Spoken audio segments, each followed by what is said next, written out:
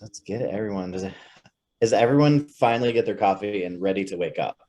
We had such a great informational session earlier, and especially I think all across South Dakota, it is just chillier than we want it to be right now. After those 2 lovely, beautiful days. So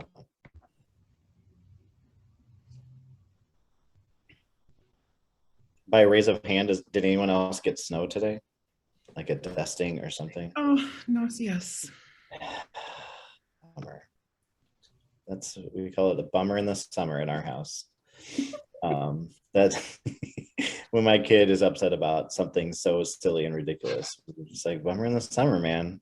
That's how that works. But all right, let's give everyone 1 more minute and then we're just gonna kick this off. But in the meantime, I just want to talk about like how Addie and I met. Like it was a unique moment. So I was working with Plum's Cooking Company, and it would have been Tracy at the time, or no, Missy. Yep. Yeah, Missy wanted to do a class where you guys can't, like, I did like some of the cooking, but it was just appetizer stuff, I think.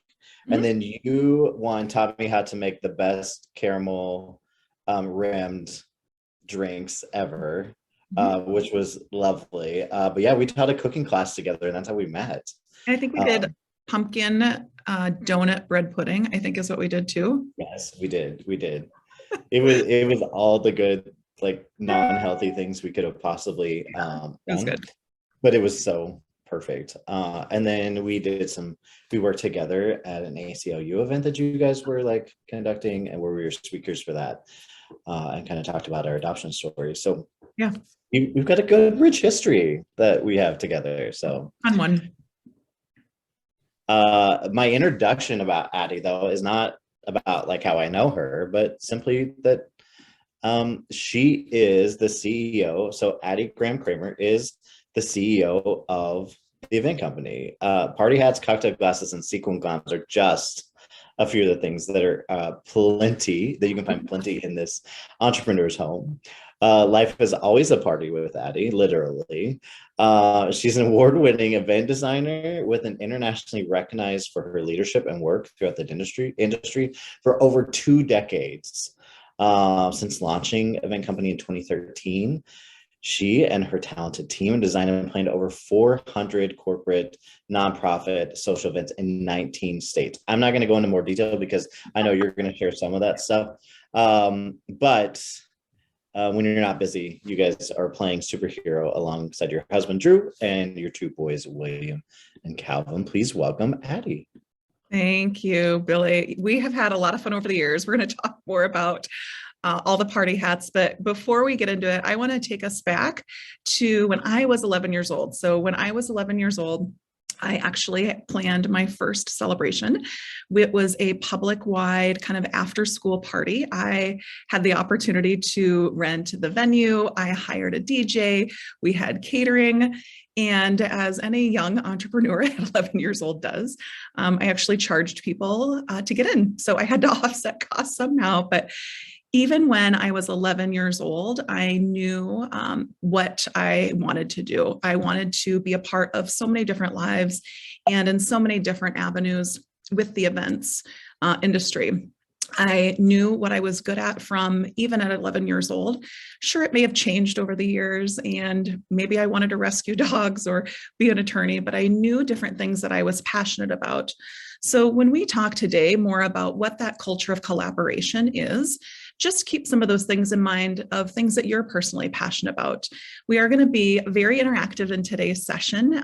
I would encourage you to use the chat functionality throughout as we talk more, but talking through things that I was good at even back then and even now before launching the company, I knew that I was detailed and organized. I knew that I love to be around people, very people-driven atmosphere. One of the big things that I've always kind of prided myself on is that go with the flow attitude.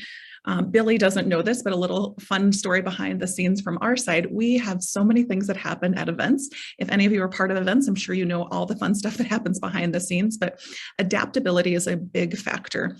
One event years ago, I actually had one of my gowns catch fire while I was at the event in a catering tent. So there are things that are always adaptable and changeable in our environment. And that comes along with collaboration. So we'll talk more about what that means today. But one of the other pieces that I knew I was good at from the beginning was I was an out of the box thinker, and that servant attitude, I always wanted to try to figure out how to make it happen and make it happen for other people. So before I launched the company, we talked about party hats and what does it look like and why do people get excited? So I'm going to stop sharing screen here for just one moment here. And all of you inside of your experience boxes that you got, if I can encourage you to take that hat out of your box, if you can, if you're in a spot right now. I'm going to give it a couple minutes to so you don't need to share screen. Well, if you would, if any of you are brave enough, I would love you to put your cameras on. But if you're not, oh, I see Billy's hat. There his hat is. But I would encourage you to put your hat on with me here. We're going to see if we've got some brave souls here today putting their hats on. Maybe. And if you don't want to show your face today on the screen, I totally understand. But if you, oh, Christine, way to go, party hat. There we go. We got some party hats. Thank you. The blurriness is taking my part, by the way. That. We've got some hats. Good job. Well, if you are wearing your hat, and even if you're not, what I want you to do now is to close your eyes. I want you to think back to one of your most favorite celebrations that you were a part of. Think about what you saw. What did you hear? Who was at the event? What foods or drinks did you enjoy while you were there? So I want you to visualize a few of these things here. What did you experience at this celebration? And how did it make you feel? So think and visualize what that celebration did and how it made you feel when you were at that celebration. I'd like for you to open up your eyes, and if you can in the chat window, I'd like for you to put out on there, how did the event make you feel? Were you happy? Were you excited? Were you nervous? In the chat window, go ahead and put in there what that celebration made you feel like.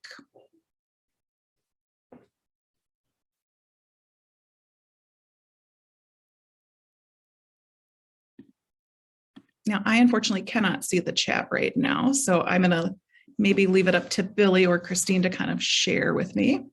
Yeah, happy, excited, anticipation, part of being something. Yeah, that's all what events are. So day in and day out, our team is a part of curating those experiences. And believe it or not, you do too. Now, the true definition of an experience is a happening or an event that creates that emotion, right? That feeling. And what is that feeling when we are at that event or at that experience?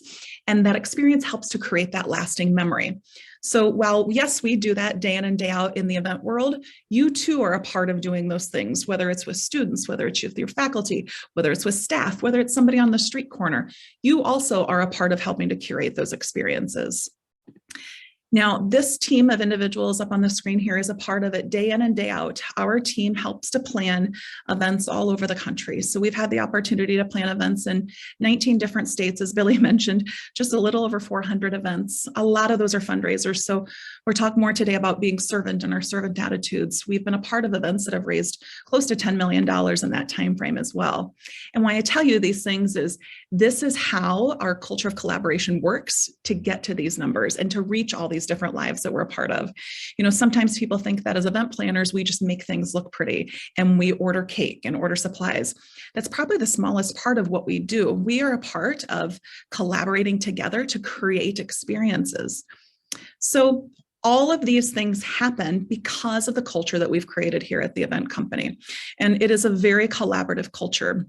Now, with that, we're going to talk today more about what 6 ways that you too could also transform your culture, your company, your organization to be more collaborative.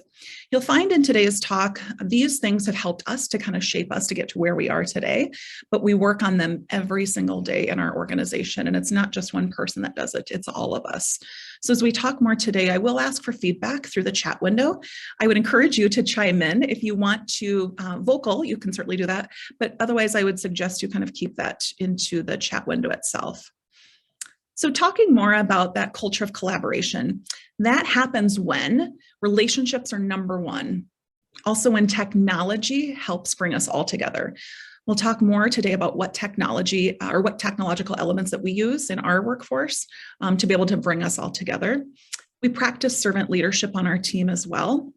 Also, we create opportunities to collaborate together. We are not siloed. There are organizations out there that work very well being in separate departments and very siloed, but that culture of collaboration comes together when we work together. So we'll chat more today about what that has looked like on our team as well. Also, feedback is encouraged always. No matter what time of the day, no matter what time of the night, feedback is always encouraged on our team.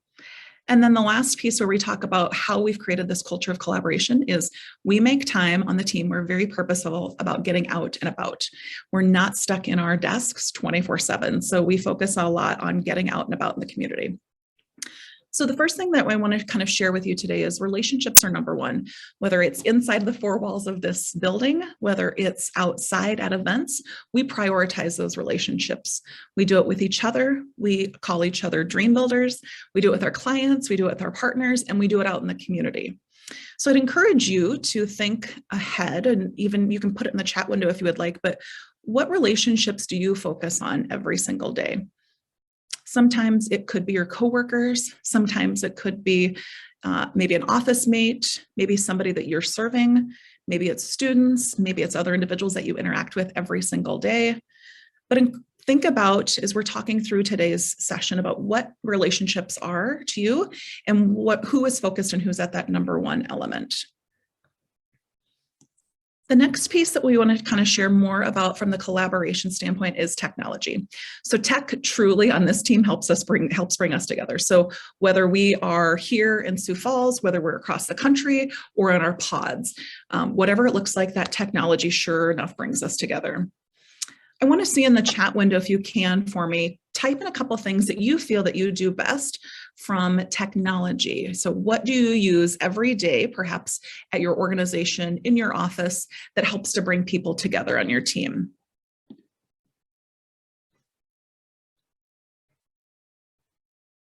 Are you using Zoom? Are you using Slack?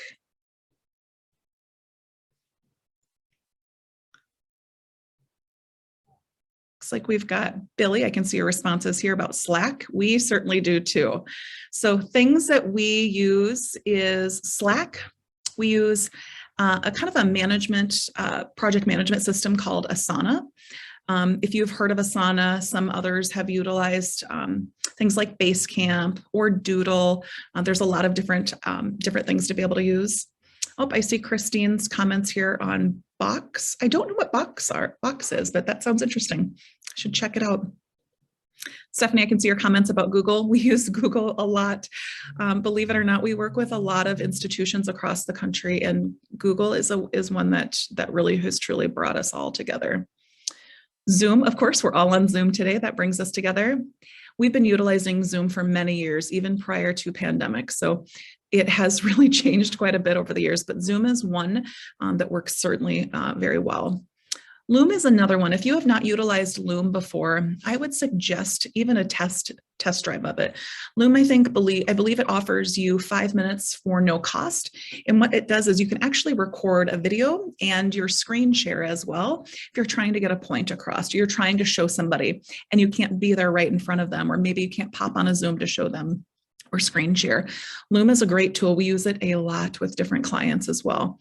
We've got one client in particular that likes to use Zoom or Loom almost exclusively when she sends us conversations. But also one big thing that I think sometimes we get away from is text messaging.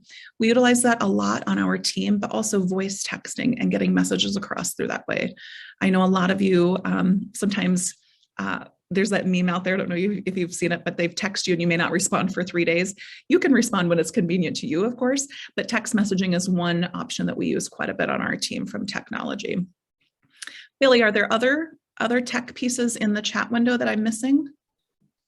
Screencastify was mentioned by Stephanie, Interesting. and an app called Band by Stacy. Oh, BAND. Yeah. interesting. I've never heard of either of those. I'm gonna have to take a peek at it. That's awesome. Yeah, when we find that we're giving our teams tools to be able to collaborate. Now, pandemic has, of course, helped us with that, of reaching people all over, and especially when we're in our home offices. But using technology and giving your teams apps or platforms to use is certainly one way to bring everybody together for that collaboration piece. Sometimes emails just get so bogged down. I saw a few of you had mentioned Slack. That is one tool that we truly use all the time. And we create separate channels in Slack as well if we're talking about certain topics. So it's one piece that we like to utilize quite a bit. Now, the third thing I want to talk a little bit about, and I've mentioned it a couple of times, is servant leadership. Well, now what that means is we aren't serving our company, we are serving each other on our team. We are serving our clients. So we get in, we do the work, we lead by example. And as leaders, we know when it's time for us to step out and let them do their own work. That is hard for some leaders, and it certainly was hard for me, even now sometimes, where you want them to be able to do the work on their own so they can collaborate and create that energy together. Sometimes I know we've all probably been a part of situations where we may have been micromanaged by other people before, or you may have some of those tendencies yourself. One key component to allowing your team to collaborate together is allowing them to do on their own. So you serve them as the leader. It should not be the other way around. So we really practice that servant leadership a lot on our team. Now, our team members are always first. We put that trust into them because we serve them as leaders. We are very transparent in a lot of our conversations. We give them intentional space to be able to grow together, but it does take time and it does take stepping outside of your box to allow them to do so. But being intentional about that space allows them to engage with each other. Being able to you serve them, it's just a different mindset and it's a different focus versus them serving you. So it does shift a lot of things, but allowing them to do so is such a proud moment when you can step back and see all the work that they're doing. Does anyone have any other examples of servant leadership that they have seen on their teams or in their own workplaces that they would like to mention? Whether it's you serving them, whether it's perhaps certain areas in the office that allow them to collaborate together. Is there anything else that you would like to share with the team?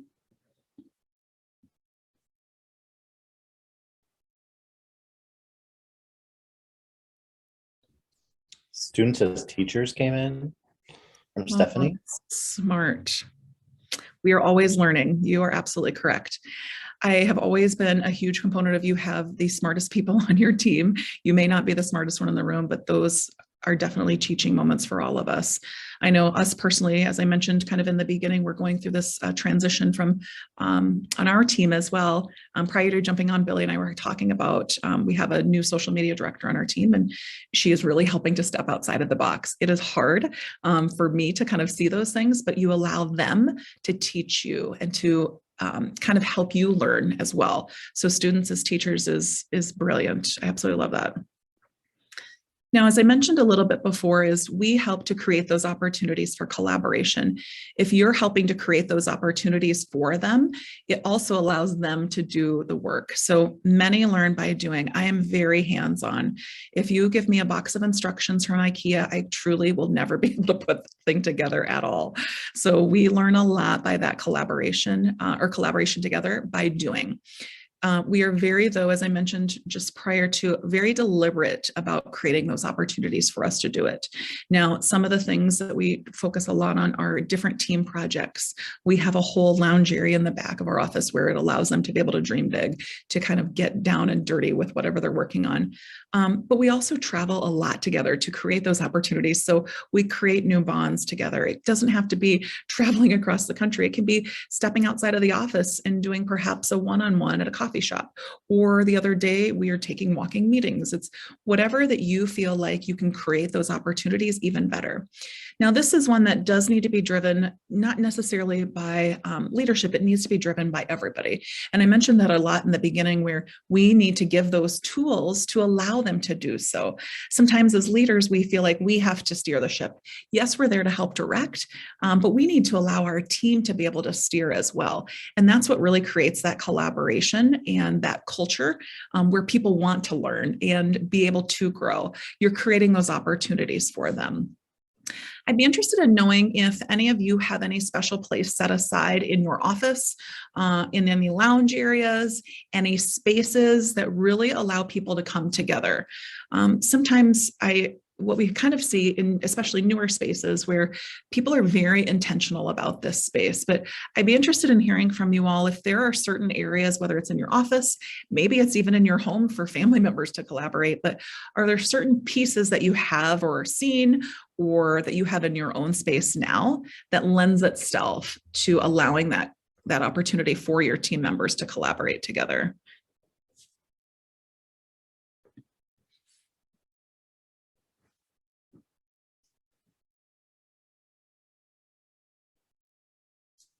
Not yet. I see, Billy. It does get you thinking, doesn't it? We have to be very intentional for people to carve out space. Sometimes it doesn't have to be costly by any means. I've been in some other environments before where they've got bean bags in there and just different chairs for them to be able to do so, but it does need to lend itself for that collaboration.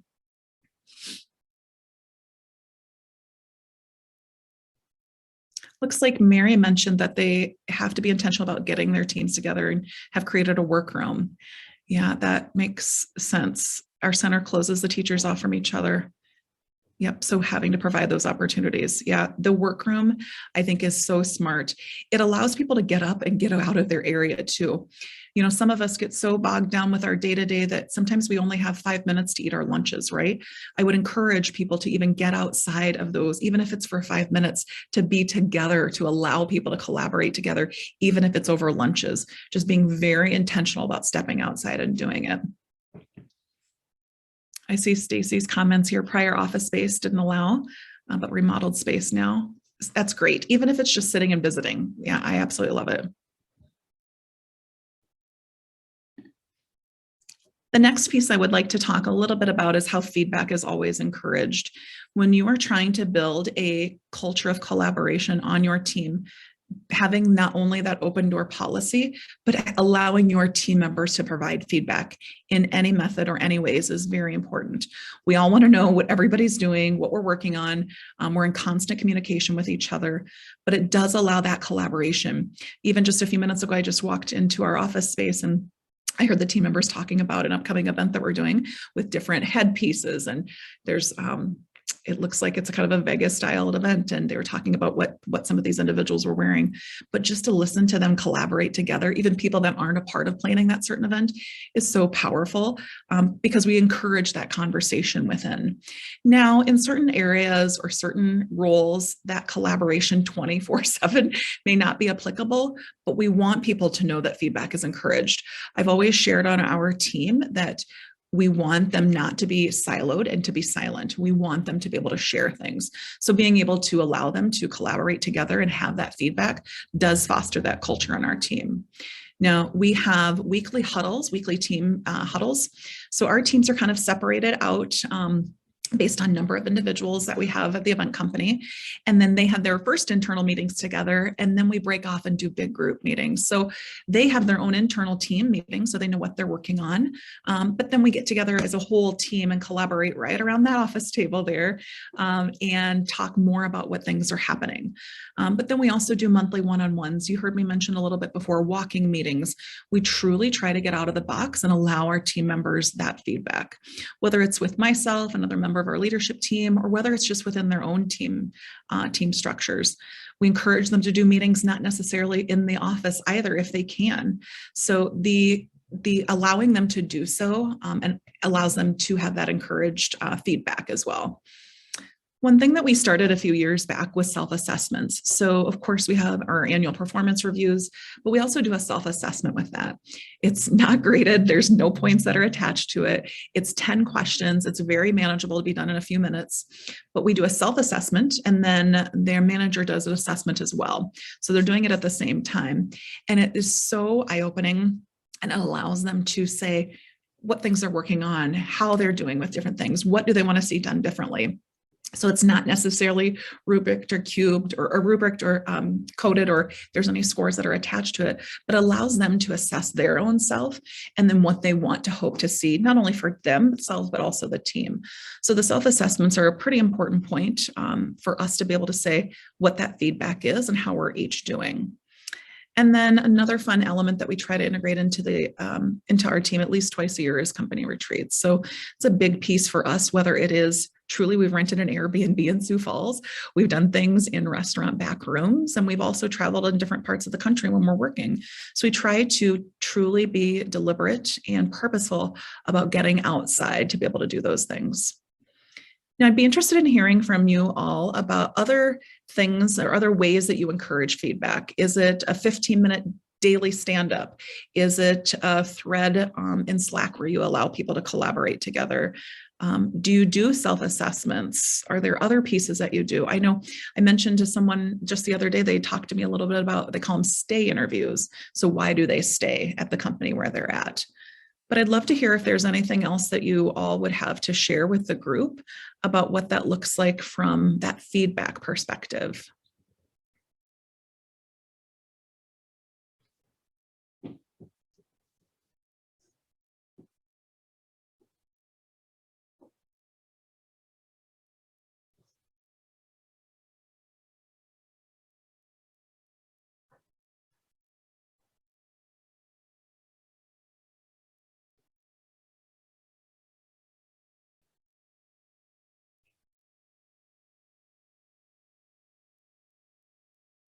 Oh, I see Desmond's comment here about inviting staff or site coordinators the chance to observe and give feedback to one another. I like that. It does allow, I think, that conversation to happen, which is key, which is what we want. Whether there's opportunity for growth, whether there are new ideas that are being generated, I think we have to be deliberate, though, in allowing individuals to share those pieces. So I like that idea, Desmond, about inviting them in and allowing them to observe. Desmond, I'll go on here in just a little bit, but just in the chat, you can certainly put it, but do people get nervous when people are being observed, or have you done it for a while where it just becomes second nature? I'd be interested in knowing what that looks like, because that could be a good tip for a lot of us to be able to have people observe what they're doing. But I'd be interested in knowing what that looks like.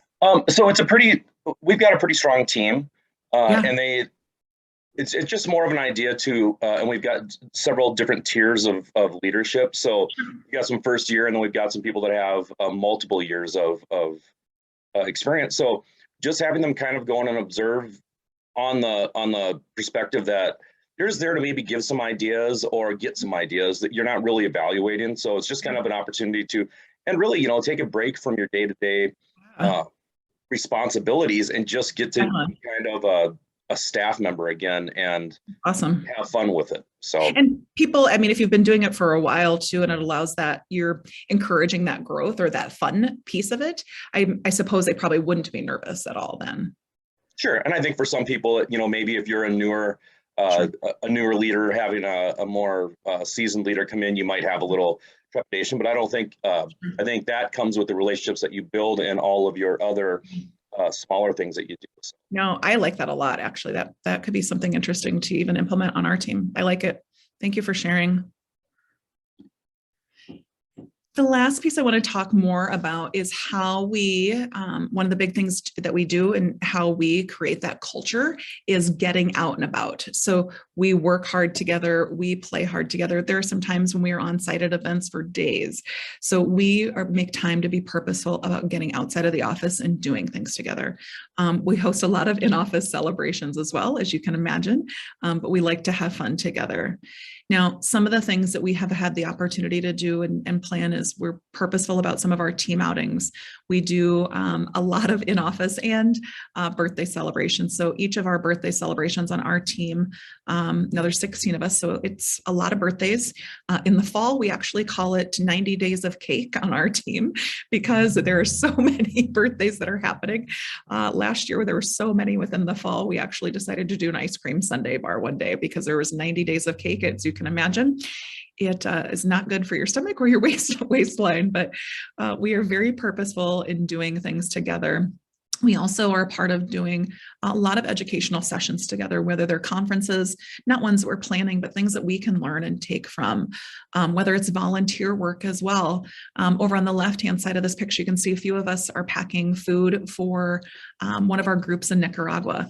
So that day we packed a little over 3,000 meals to be sent over to Nicaragua. So whatever we're trying to do, we try to get out and about, but are very collaborative in that nature of being very purposeful about what it means to be out. The bottom right-hand picture, I'm sure that all looks very familiar to you if you're looking at the screen here, but the team decided to dress up for me as Halloween. So these fun little pranks and these fun atmospheres, yes, lend itself to not only our industry, but we have to work at this part from the culture perspective. There are a lot of event teams across the country that are very siloed still in their work, and we've helped to lead the way and say, we don't need to be, we can step outside of the box. We can have fun, but we also do a lot of really serious work. When we're working with so many different organizations to fundraise, to do educational sessions, to do trade shows, to work with oncologists all over the world with events, we have a lot of really serious things that we're doing too.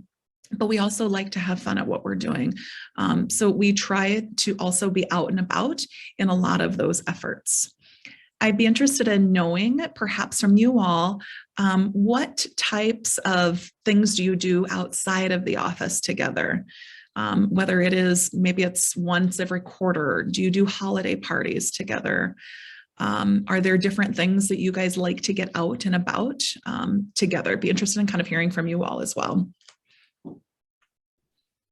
Does he also ask, while people are typing that up, do you have any work style assessments? Like, do you use DISC or Helix, or, do you have anything specific? Yeah, good question. We do not use either of those. We do strength finders on our team so we can get to know each other a little bit better. And then the colors. So we do the color wheel as well. So we have learned a lot from each other. My gosh, I probably have over here. I do here. I'll just take a little moment and show you. Like, here's our latest assessment with our colors. If any of you have done these pieces, this is very collaborative here, but you can kind of see here are just like the greens, the orange, the golds, and the blues. So we do this a lot on our team. So we can get to understand, like, who is driven by success through dollars, who is driven by just knowing that they're doing a great job, who needs the rah-rah. So we don't do, we have not done DISC or Helix, which I'm very familiar with those, but we do focus a lot on either strength finders or the color piece as well. That's a good question, Desmond. So out and about, I'd like to hear in the chat, how do you do these things now? And if you don't, that's okay. I hope that you take from this piece ways that you could get out and about. Again, not every environment allows us to be able to do so, but there are ways to be able to do that even in the office. Sometimes people are doing potlucks, which we all love. I would not encourage 90 days of cake like we've done in our team, but there are a lot of ways for people to get involved, both inside but also outside of the office together.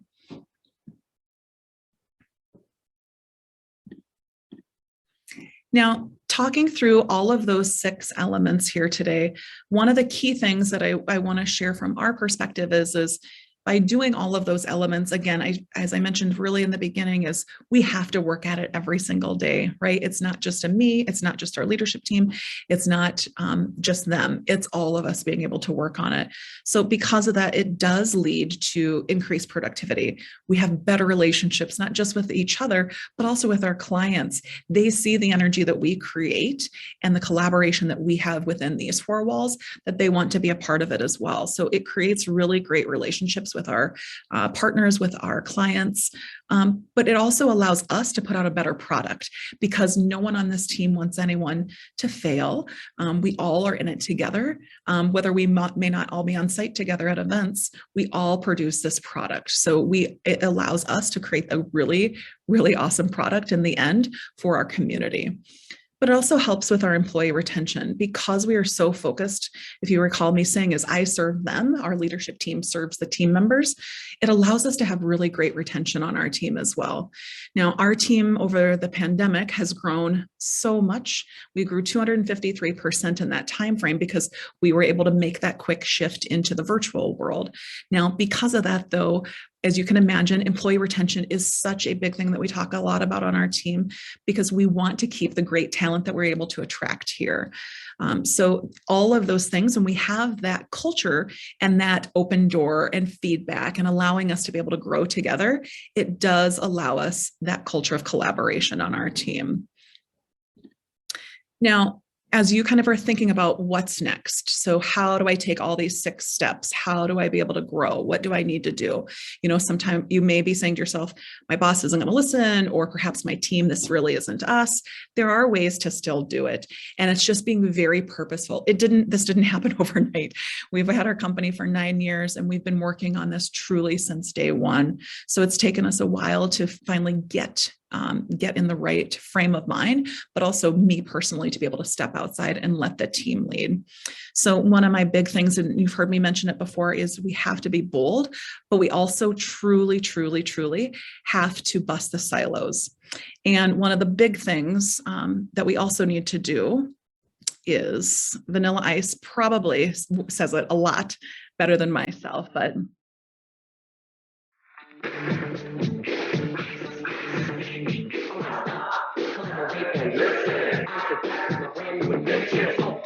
are some of you secretly dancing in the background? I hope. I know Billy probably is, but Vanilla Ice probably says it so much better than myself. But as leaders, we need to stop, collaborate together. And if we listen, it is a concentric circle. So we just keep doing what we do every single day. So Vanilla Ice, I could probably rap for you all today, but he says it so much better than I do. But I want to be able to open it up now for questions that you all may have. It's your time to be able to ask anything. I'm Nicole. And Billy will kind of open it up for any questions from the team.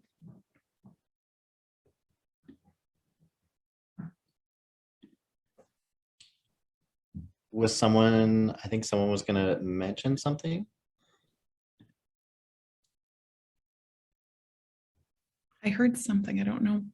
Could you expand a little bit more maybe on the colors assessment? Yeah. I can actually, I'll see if I can quick pull a link here, but it just talks through knowing your color. So there's a quiz that you take, and it allows you to figure out what color wheel or what color area that you're the strongest in. So your strongest could be green, where you are more innovative with your approach with things, or you're more global with your approach to different areas. But there's a quiz that you take, and who asked that question? Because I can also send it to you separately as well. Desmond. Okay. Awesome. I can certainly get it to Billy and he can kind of get it over to you as well, but this is such a fun one. It does really allow for great conversation. It allows your team members to understand how to manage other people, but also how to have those conversations with others as well. But there's a quiz, it's very short, and then it's all assessed by numbers. You figure out where your strengths are. So a lot of us may be a dual color, or we're stronger in one than the other, but yeah, I love that you asked this question because these are sitting right on my desk from a recent team piece. So thank you for asking. Yeah, thank you. Yeah, you're welcome. Eddie, I also want to mention that Vicky said that when you're talking about celebrations, she said that they do birthdays and an all staff retreat once a year. So that's kind of, I didn't want to. No, I love that. Over that. I see her notes about small successes, being better about it. I will tell you, I think a lot of us need to be better at those pieces, because sometimes you're like, oh, that's great. And we don't take time to be able to celebrate it. there was a show that I was watching on TV the other day. It was some real estate show, and they have like a little bell that they ring in the office when someone has a big win or a big success. I think being able to share those things allows such great positive energy, and people feed from that, right? So I think that celebrating those small successes, I love that idea, Vicki, because it's being deliberate, right? And about being very purposeful about what that looks like from everybody, not just the top down. So it's that collaboration piece as well. What other questions? I love the feedback in the chat, you guys. Thank you so much for chiming in throughout.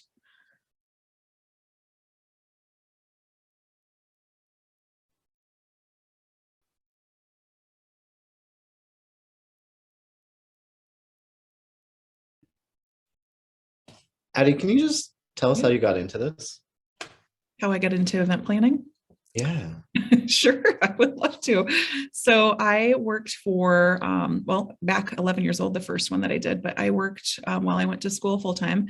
I worked at a financial institution that did event planning, and I started volunteering very young when I was 18 years old with different groups and helping them to plan their events. So United Way, I was helping that organization, that financial institution, help to plan all their United Way kickoffs, all internal, sitting on a volunteer board. And then that grew into going to work for a different organization, different nonprofit organization. And I planned events truly all over the country. And I have such a servant heart, as I kind of mentioned in the beginning, and being able to help our community grow has always been a number one piece for us. And when I launched the company, it was focused a lot on that nonprofit work. And we have the opportunity to work with groups like MIT. We've had the opportunity to work with the Lakers, Coach K at Duke, like a whole bunch of people. But more so, we're right here and located right in the heart of downtown Sioux Falls. And when we have the opportunity to share our story about how we got into event planning and where it's taken us, it's pretty humbling sometimes, to be able to say that we have this opportunity to work with such cool organizations, and we have learned a lot from them as well. Truly, it's been a blessing over these years to be able to kind of take our business from doing 2 or 3 or 4 events a month into doing so many more, and so many lives that have been impacted by those events. But it started out small back in 2013, and now we've got 16 of us on our team that plan events truly from Boston to LA, all over. And it's a fun and humbling experience, but we are part of a lot of lives that are being changed every single day. And I mentioned in the beginning, people think that sometimes as event planners, we just pick out food and make things look pretty. But that's truly the smallest part. We are helping organizations to fundraise, to do marketing efforts, to really change what they're doing and give them a fresh outlook on what they're doing. So it's a really incredible experience to be a part of. Our team is 100% female. We have no men that work on our team. Sometime we'll see if that ever happens, but we have a really strong female base on our team, and being able to lead this, ladies, is such an honor. It truly is. Desi asked, do you have any book cohort or clubs? I don't. No, I don't have any clubs, but I just got done reading. I don't know if any of you have read it. It's the best book. My gosh, now I just forgot. The Energy Bus by John Gordon. It is a quick read. If you have not read it, if you have read it, I'd love to know in the chat, because it's such a great book. But it talks a lot about, getting the right energy on your team. And I've read this book a few different times, actually. And it's such a interesting book. It basically talks through 10 different ways to get the right energy in your life, but also the right energy in the workplace, at home, wherever it happens to be. But I saw Christine's comments. It is such a great book. But the Energy Bus is a good one to talk a lot about how you bring and relive that, or bring and breathe new life into energy in whatever that you do.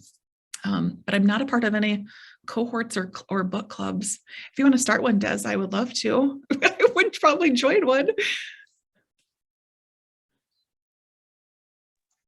Addie, you had mentioned earlier something about doing stay interviews to really figure out why your employees are staying. Do you do those, and what do they look like for you? So I do not. One of our friends does them. Another CEO friend that I'm close with does.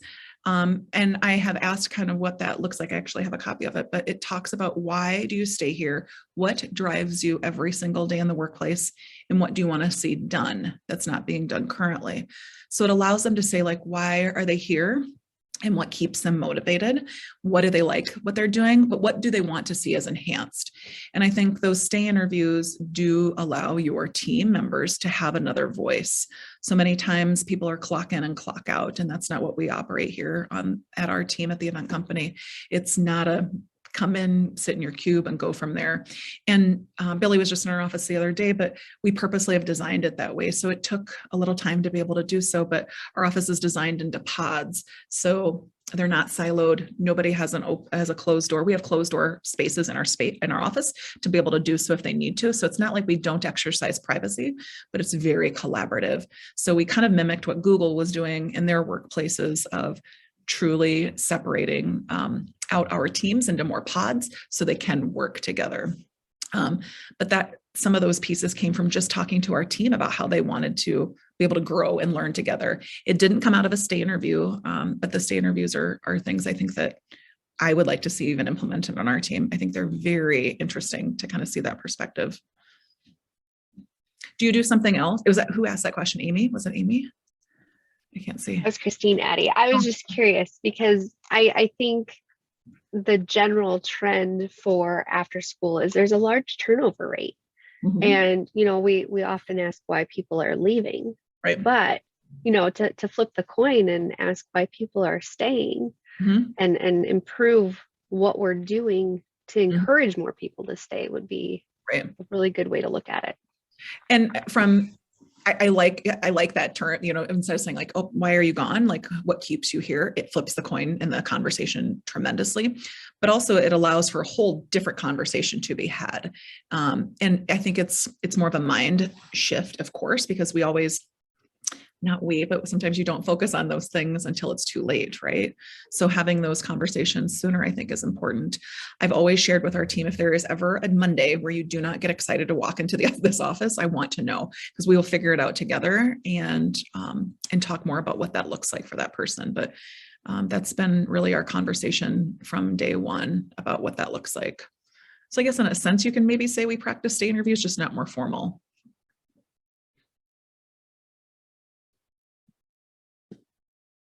Any other questions before we wrap up? No, I have a comment though. Yeah. This conversation, or this latter part of the conversation, has reminded me of like an old West Wing episode. So don't judge me on that. But I actually am proud of the West Wing. Like I had anything to do with it. But they used to have what was called the Big Block of Cheese Day. So if anyone's ever watched that show, they would, because like being in the White House and a big form of government, like you had to limit what, the information that was coming to you, right? Like you couldn't take everyone. But Big Block of Cheese Day dated back to some president, I don't remember which one, where they would put out a big block of cheese and let everyone come in and eat, right? Or the idea was like, you're taking the meetings of the people that never get an opportunity to come in and talk to you. And I think awesome. Those are the big moments, right? Like that is a big moment of like, how do you, in any business, right? President Jackson, thank you, Mary. Mary has my back. Comments on the West Wing. I love it. Yeah. No, we could all find our own, like, right? Yeah, exactly. And so we have a space. I'm glad that you brought that up, and I didn't talk about this, but we have one space in our office that is like where the block of cheese would go. It is one station. We talked about taking it down, just because it's not a hindrance by any means, but it's a spot where all the junk goes. Sometimes, you throw stuff there where it's there. All the printouts from the photocopier go there. It's just this space. But I will tell you that space is one where we all come around. It's where sometimes the potlucks will go. That's where someone just delivered us crumble cookie yesterday. Like, this is where the cookies went. It becomes that space. So it becomes your block of cheese space, I guess, so to say, Billy. Gosh, I don't think I've ever seen The West Wing, I will admit. So I'm probably going to get some bad comments here from Mary and Caitlin in the chat. I'm judging you right now that you've never seen it. That is a late night episode you and Drew should watch. No, I watch Golden Girls at night, but that's my jam, Golden Girls. Well, I'm going to put my contact info up on the screen here right now before we leave, but if you have any questions at all, I'm truly an open book about this. Des, if you want to connect, I'd be happy to kind of share some of my materials from our color blocking exercise as well. But my email is there, my phone number. I do accept text messages, which is great. Sometimes I may not be as quick to it, but please connect with me. Truly, I am an open book. I don't know, Billy, will we make a copy of this available for them or? Yes, the session's being recorded and we will post it out Good. Okay, eventually on our YouTube channel. Okay, perfect. So there you go. You'll have lots of ways to be able to connect. But I want to thank you, Billy, for allowing me to be a part of the event. Thank you so much. And thank you to all of you for joining me today. If you didn't put your party hats on during the conversation, I would encourage you to at least keep it on your desk as a reminder about how to create that collaboration within your teams. Ooh. So Addie asked me one thing to do today, and it was like, can you get a screenshot of everyone in their party hats? And I did not do it, but I think we have enough time if everyone is willing to do it. So if you have your hats, please do it. Please put it on. People might not want to show their face today, though, Billy. And that's fair. Like, we don't make anyone. Oh, there we go. Look at that, Lisa, looking great. Looking great. Look at that. Yeah. I would love to see some party hats. I'm trying to get mine put back together. I'm struggling. Wearing it. Oh, Caitlin, look at you guys. Oh, look at you got 2 party hats there. Okay. I'm gonna give everyone just like one more minute to like get it going. Good. I love it. Oh, Des, that doesn't look like a party hat. Oh, he does. I love it. We have a great visual of Des. I party hat. love it. All right, ready? 1, 2. Oh wait, we got more people coming. Ready? 1, 2, 3. Ready? And one more time. 1, 2, 3. All right. Oh my gosh. For doing that. Thank you, everybody. I really enjoyed being here today. Des, I'll connect with you offline too. We'll chat more, but thank you, everybody. Oh, Billy, you're going to go back to the session at 11 or sorry, I am really struggling with what that looks like. We're going back at 11:15. So take a break and we'll see you in the main room.